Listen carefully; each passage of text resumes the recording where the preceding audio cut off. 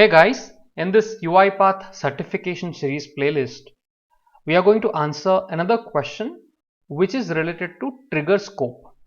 Okay, so trigger scope, what is this question and how to answer? Let's see that. Okay, I'm going to explain you with example. So let's read the question.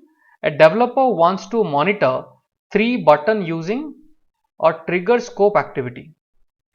A developer wants to monitor 3 buttons using trigger scope activity and 3 click trigger activity. So here there is a trigger scope activity, and inside that there are 3 click trigger, click trigger, click trigger. What is this click trigger? What is this trigger scope? I am going to explain.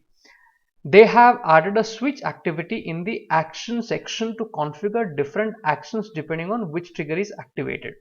So in the same trigger scope activity, there is an action block, and in this there is an argument called args. Okay, and here they are using a switch activity. So how the switch activity will be configured, that is the question. Okay, the type argument property for the switch activity is set to string.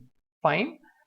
And then how should the developer configure the switch expression property and case field? That is the question. Okay, so let's get started. Let's go to UiPath Studio, and here I have used a trigger scope activity. All this you can find just by typing trigger, and if you scroll down, if you scroll up, there is a something called trigger scope. Okay, first you use the trigger scope, drag and drop, and then within that trigger scope drag and drop 3 click trigger activities.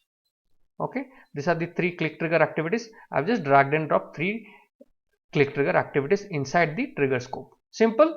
So once this is done, how this can be configured, I'm going to show you. For that, open the rpachallenge.com website. Okay, rpachallenge.com website to experiment. Now here what I have done, here there is something called indicate element on screen. Okay, so let's say I want to monitor these 3 buttons. One is submit, download Excel, and start.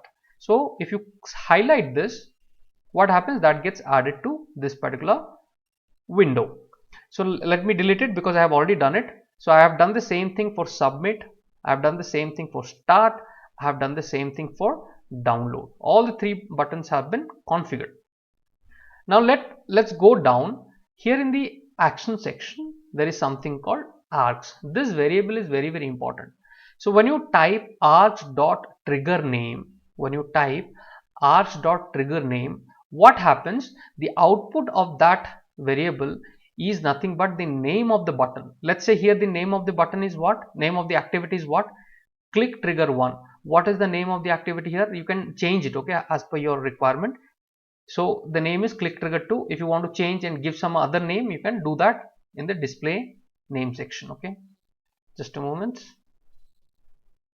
Okay, so here you can click and change it as you need. So I have given, change it to 2, 1, 2, 3 like that. So in the question, if you go back, in the question also, if you see, the first name is click trigger bank, click trigger customer service, click trigger report. So they have given 3 different names. So just by typing, when you go with args.trigger name in the switch case, trigger name, this property is going to populate the name of the activity, the first trigger, whichever trigger got activated. Let's say somebody is clicking on submit button. The moment somebody clicks on the submit button on the portal, this trigger will get activated, and then in the switch case it is going to show, hey, the trigger that got activated, that name is click trigger 1. Then inside the switch case, whatever you have mentioned over here, that's going to get executed. So here I am saying user clicked on submit button, and in the second one I am saying user clicked on start button, and the third one I am saying user clicked on download button. These are the 3 different buttons on the. So this is the sequence, and I am going to debug this, okay, so that we understand how this one is executing.